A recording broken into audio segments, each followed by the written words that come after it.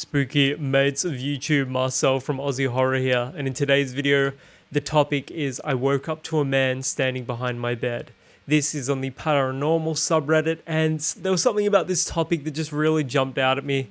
Just really creepy, unnerving, just imagine waking up to someone behind your bed. So if that sounds good to you, let's get into the video. In 2020, I moved into my mum's apartment with her. It was a 1-bedroom, 1-bathroom apartment with a dining room / living room and a tucked away kitchen. I was sleeping on a cot tucked behind the couch and dining room table. The patio door was behind my head and the wall with the tucked kitchen was in front of my feet. I could touch the couch, table and the patio door with my hand while laying there, so I was pretty enclosed in a tiny area. My dog slept at my feet. I woke up in the middle of the night, wide awake to a man standing behind my head, which isn't possible because pillows were right up on the patio door. He was walking around the cot asking, "Am I scaring you? Are you afraid?" He walked around the cot maybe 3 times.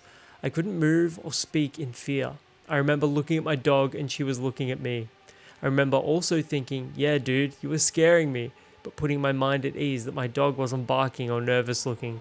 I ended up falling back asleep after he left? I told my mum about it in the morning and she was creeped out for me, but we concluded it to be sleep paralysis. A few other weird things happened in that apartment, like things flying off the fridge and things going completely missing that we never found. I never saw him again and wondering if maybe that apartment had weird energy. I also don't know if he was harmful and maybe he was worried that he was scaring me. That's why he kept asking.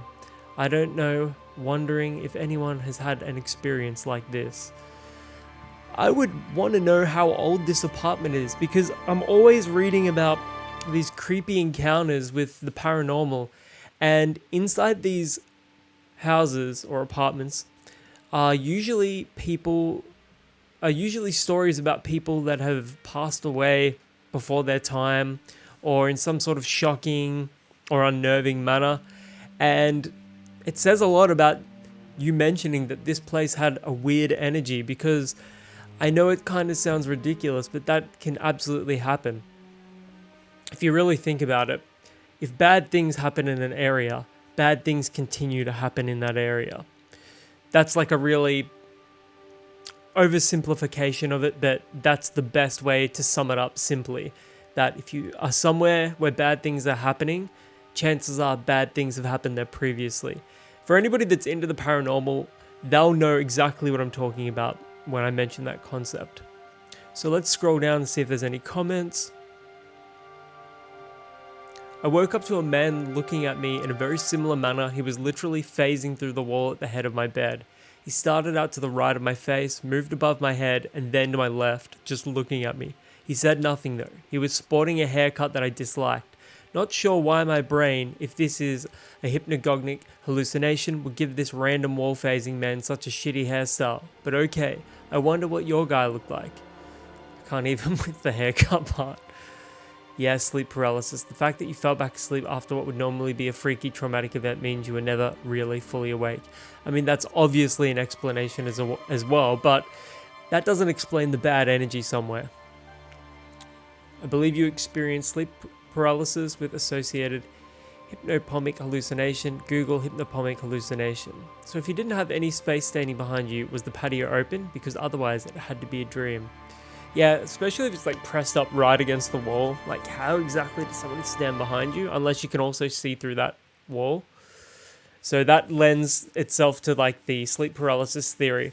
But there's also that explanation that there's a world beyond the world that we can see and perceive in the, when we're properly, fully conscious.